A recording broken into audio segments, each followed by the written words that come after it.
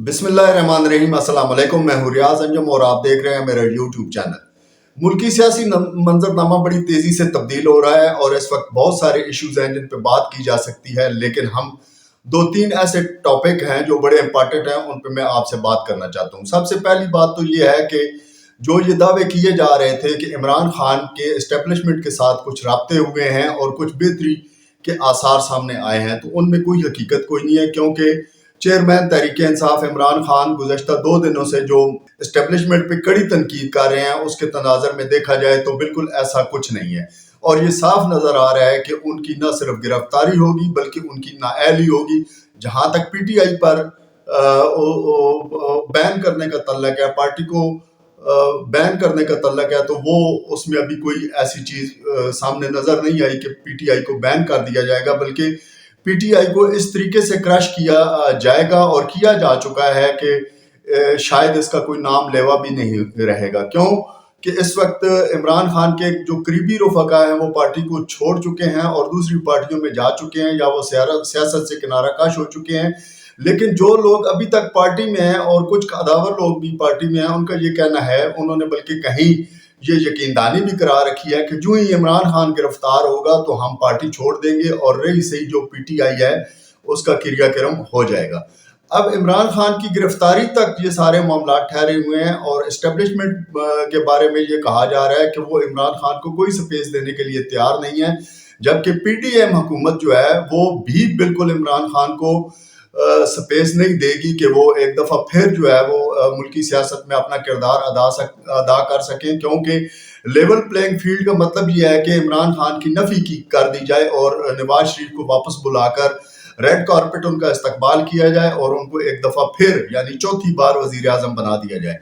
अब ये सूरत हाल जो है ये कोई खुशकुन नहीं है। जो पीटीआई के कारकुनान हैं, जो उनके वोटर्स हैं, वो अभी कायम दायम हैं, लेकिन उन्होंने भी तो कल वोट डालना है। कहीं ना कहीं उन्होंने अपनी वफादारियां जो हैं वो दिखानी हैं। जब इमरान खान ही मैदान में नहीं रहेंगे तो ये जो पीडीएम की जमातें हैं, इनको भी वोटर्स ने, चूंकि गली मोहल्ले और वार्ड की सतह का तक ये इलेक्शन होता है, तो मेरे ख्याल में उन लोगों ने दूसरी जो पार्टियां हैं उनके नुमाइंदों को मुंह मत्था दिखाना होगा। तो इस तरह पीटीआई जो है वो बिल्कुल कार्नर हो जाएगी और बाज लोगों का दावा है कि उन पीटीआई का कोई नाम लेवा भी नहीं रहेगा।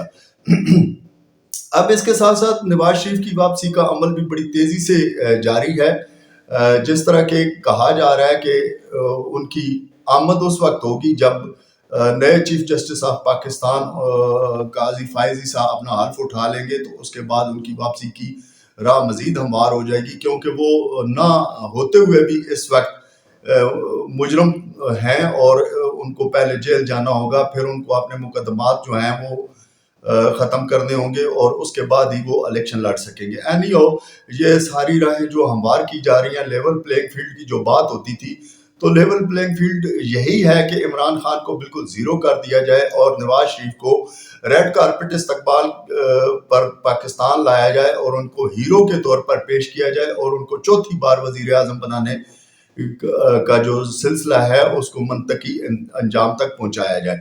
इसी तरह इमरान खान ने नवाज शरीफ को चैलेंज किया है कि जुनाब तशरीफ ले आए और किसी भी हल्का से मेरे मद्दे मुकाबल इलेक्शन लड़ के दिखा लें, मैं कंपेन भी नहीं करूंगा और आप अपनी कंपेन कर लेना, लेकिन इसके बावजूद मैं आपको आपके मनपसंद हल्के में बगैर कंपेन किए मैं आपको शिकस्त फाश दूंगा। खैर, ये सियासी नाराबाजी भी होती है, लेकिन जहां तक इमरान खान की फेवर की बात है तो वो ये दावा कर सकते हैं और वो ये चैलेंज भी दे सकते हैं, दे सकते हैं। अब जहां तक नवाज शरीफ की वापसी की बात है तो उनकी राह किसी हद तक नहीं बल्कि बहुत हद तक हमवार की जा चुकी है। जो कानूनी रुकावटें थी वो भी दूर की जा चुकी हैं। आसिफ जरदारी के साथ में मुलाकात हुई है, उसमें भी ये सारा कुछ मामला तय पा चुके हैं। देखना यह है कि नवाज शरीफ कब वापस आते हैं और आकर अपनी जो नून लीग है उसकी कंपेन की इंतखाबी जो कंपेन है उसको भी वो लीड करते हैं, या क्या सूरत हाल बनती है, इस पे अभी चंद रोज़ में जो सूरत हाल वाज़ेह होगी। اچھا جی، یہاں پہ انتخابی اصلاحات کا بھی ذکر ہو جائے. بہت سنا جا رہا ہے کہ جو پی ڈی ایم حکومت ہے یہ انتخابی اصلاحات کر رہی ہے.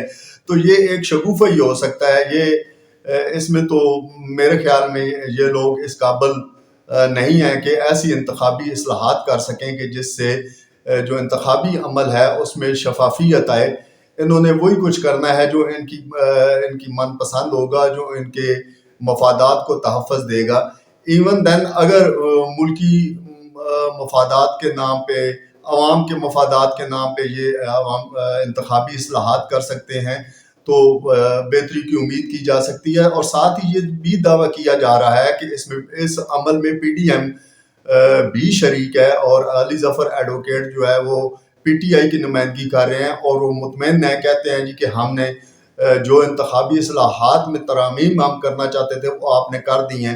یہ حکومتی نمائندوں کا دعویٰ ہے. اب اس میں کتنی سچائی ہے؟ جبکہ پی ٹی آئی کا جو ایک انتخابی اصلاحات کا جو انہوں نے کہا تھا کہ ہم یہ اصلاحات کریں گے، اور ان کی طرف انہوں نے موو بھی کیا تھا. ان میں سب سے پہلے تو یہ تھا کہ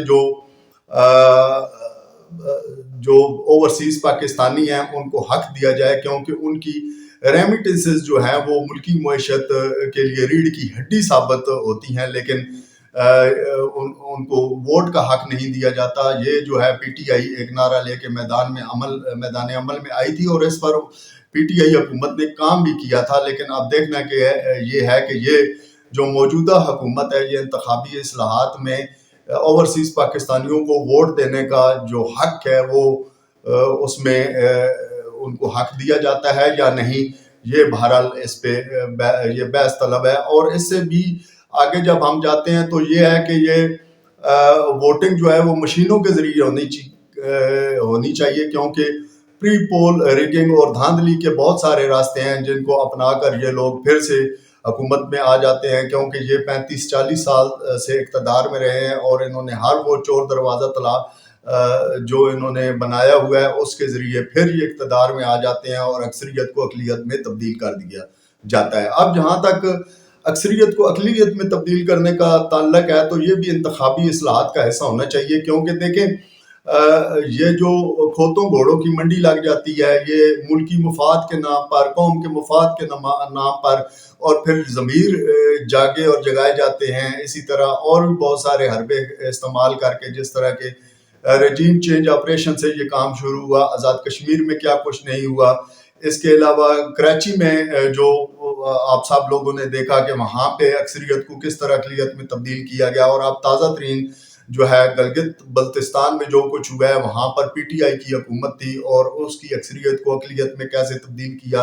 یہ جو کھوتوں گھوڑوں کی منڈی ہے، دیکھیں عوام تو اپنا ایک نمائندہ منتخب کر کے بھیجتے ہیں، تو اس کے پیچھے یہی ایک اصل روح ہوتی ہے کہ یہ پارٹی ہے، یہ ہمارا قائد ہے، اس کے نمائندے کو ہم ووٹ دے رہے ہیں، اس کو ہم کامیاب کر رہے ہیں. اب وہی نمائندہ جب اسمبلی میں جاتا ہے تو پھر اپنی نیلامی کے لیے خود کو پیش کر دیتا ہے، اس کی بولی لگتی ہے، اس کو منہ مانگی قیمت دی جاتی ہے، اور وہی ووٹ جو وہ لاکھوں ہزاروں لاکھوں ووٹروں کے ووٹ لے کے وہ جب اسمبلی میں جاتا ہے تو پھر اس کی خرید و فروخت وہ اکیلا بندہ کرتا ہے، اور اپنے حلقے کے عوام کو وہ منہ بھی نہیں لگاتا. تو اس طرح یہ جو ہے سیاسی پارٹیوں کا نقصان ہوتا ہے. بات صرف پی ٹی آئی کی نہیں ہے، اس سے قبل نون لیگ کے ساتھ یہی ہوا، پیپلز پارٹی کے ساتھ یہی ہوا. تو انتخابی اصلاحات میں یہ جو کھوتوں گھوڑوں کی خرید و فروخت ہے، اس کو جب تک بند نہ کیا جائے گا، اس کے خلاف قانون سازی نہ کی جائے گی، اس کا جب تک راستہ روکا نہیں جائے گا، اس وقت تک میرے خیال میں ان انتخابی اصلاحات کا کوئی فائدہ نہیں ہے. اب چونکہ گلگت بلتستان کا ذکر ہوا ہے تو یہ عرض کرنا مقصود ہے کہ دیکھیں وہاں پر 32 اراکین میں سے 22 جو تھے وہ پی ٹی آئی کے تھے، جبکہ 33 ٹوٹل تعداد تھی. وہاں کے وزیر اعلیٰ خالد خورشید جو نائل ہوئے تھے ان کی سیٹ پہ، تو ظاہر ہے ابھی الیکشن ہونا تھا تو وہ تعداد جو ہے 32 رہ جاتی ہے. ان میں صرف 4 نون لیگ کے تھے، 3 پیپلز پارٹی کے، اور باقی 3-4 جماعتوں کا ایک نمائندہ تھا.